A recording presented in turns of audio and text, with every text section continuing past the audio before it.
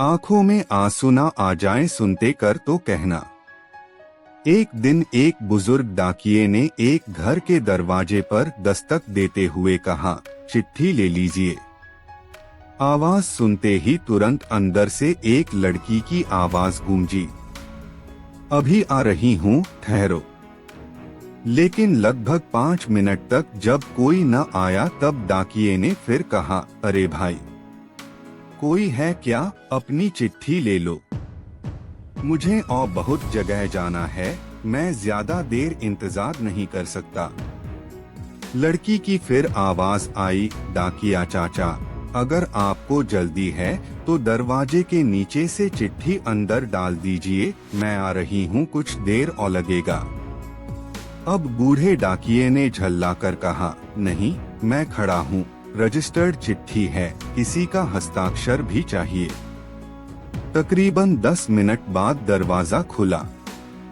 डाकिया इस देरी के लिए खूब झल्लाया हुआ तो था ही, अब उस लड़की पर चिल्लाने ही वाला था, लेकिन दरवाजा खुलते ही वह चौंक गया और उसकी आंखें खुली की खुली रह गई। उसका सारा गुस्सा पल भर में फुर्र हो गया। उसके सामने एक नन्ही सी अपाहिज कन्या जिसके एक पैर नहीं थे, खड़ी थी। लड़की ने बेहद मासूमियत से डाकिये की तरफ अपना हाथ बढ़ाया और कहा, दो मेरी चिट्ठी। डाकिया चुपचाप डाक देकर और उसके हस्ताक्षर लेकर वहां से चला गया। वो अपाहिज लड़की अक्सर अपने घर में अकेली ही रहती थी। उसकी माँ इस दुनिया में नहीं थी और पिता कहीं बाहर नौकरी के सिलसिले में आते जाते रहते थे। उस लड़की की देखभाल के लिए एक काम वाली बाई सुबह शाम उसके साथ घर में रहती थी, लेकिन परिस्थितिवश दिन के समय वह अपने घर में बिल्कुल अकेली ही रहती थी। समय निकलता गया। महीने 2 महीने में जब कभी उस लड़की के लिए कोई डाक आती, डाकिया एक आवाज देता और जब तक वह लड़की दरवाजे तक न आती तब तक इत्मीनान से डाकिया दरवाजे पर खड़ा रहता। धीरे धीरे दिनों के बीच मेलजोल और भावनात्मक लगाव बढ़ता गया। एक दिन उस लड़की ने बहुत गौर से डाकिये को देखा तो उसने पाया कि डाकिये के पैर में जूते नहीं हैं। वह हमेशा नंगे पैर ही डाक देने आता था। बरसात का मौसम आया। फिर एक दिन जब डाकिया डाक देकर चला गया, तब उस लड़की ने, जहां गीली मिट्टी में डाकिये के पाँव के निशान बने थे, उन पर कागज रखकर उन पाँवों का चित्र उतार लिया। अगले दिन उसने अपने यहाँ काम करने वाली बाई से उस नाप के जूते मंगवाकर घर में रख लिए। जब दीपावली आने वाली थी, उससे पहले डाकिये ने मोहल्ले के सब लोगों से त्योहार पर बख्शीश चाही। लेकिन छोटी लड़की के बारे में उसने सोचा कि बच्ची से क्या उपहार मांगना, पर गली में आया हूँ तो उससे मिल ही लूं। साथ ही साथ डाकिया ये भी सोचने लगा कि त्योहार के समय छोटी बच्ची से खाली हाथ मिलना ठीक नहीं रहेगा। बहुत सोच विचार कर उसने लड़की के लिए 5 रुपए के चॉकलेट ले लिए। उसके बाद उसने लड़की के घर का दरवाजा खटखटाया। अंदर से आवाज आई, कौन?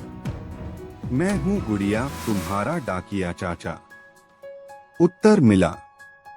लड़की ने आकर दरवाजा खोला तो बूढ़े डाकिये ने उसे चॉकलेट थमा दी और कहा, ले बेटी, अपने करीब चाचा के तरफ से। लड़की बहुत खुश हो गई और उसने कुछ देर डाकिये को वहीं इंतजार करने के लिए कहा। उसके बाद उसने अपने घर के एक कमरे से एक बड़ा सा डब्बा लाया और उसे डाकिये के हाथ में देते हुए कहा, चाचा, मेरी तरफ से दीपावली पर आपको यह भेंट है। डब्बा देखकर डाकिया बहुत आश्चर्य में पड़ गया। उसे समझ में नहीं आ रहा था कि वह क्या कहे। कुछ देर सोचकर उसने कहा, तुम तो मेरे लिए बेटी के समान हो, तुमसे मैं कोई उपहार कैसे ले लूं बिटिया रानी। लड़की ने उससे आग्रह किया कि चाचा मेरी इस गिफ्ट के लिए मना मत करना, नहीं तो मैं उदास हो जाऊंगी। ठीक है कहते हुए बूढ़े डाकिये ने पैकेट ले लिया और बड़े प्रेम से लड़की के सिर पर अपना हाथ फेरा मानो उसको आशीर्वाद दे रहा हो। बालिका ने कहा, चाचा इस पैकेट को अपने घर ले जाकर खोलना। घर जाकर जब उस डाकिये ने पैकेट खोला तो वह आश्चर्यचकित रह गया, क्योंकि उसमें एक जोड़ी जूते थे। उसकी आंखें डबडबा गई। डाकिये को यकीन नहीं हो रहा था कि एक छोटी सी लड़की उसके लिए इतना फिक्रमंद हो सकती है।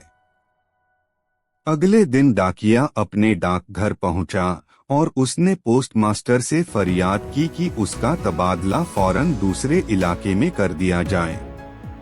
पोस्टमास्टर ने जब इसका कारण पूछा तो डाकिये ने वे जूते टेबल पर रखते हुए सारी कहानी सुनाई और भीगी आंखों और रुंधे गले से कहा, सर आज के बाद मैं उस गली में नहीं जा सकूंगा।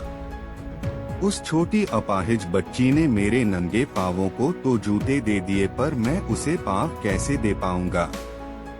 इतना कहकर डाकिया फूट फूट कर रोने लगा। कहानी कैसी लगी हमें कमेंट करके जरूर बताएं और चैनल को सब्सक्राइब कर लें। आपके प्यार भरे कमेंट्स के लिए हार्दिक शुक्रिया। मिलते हैं अगली वीडियो में।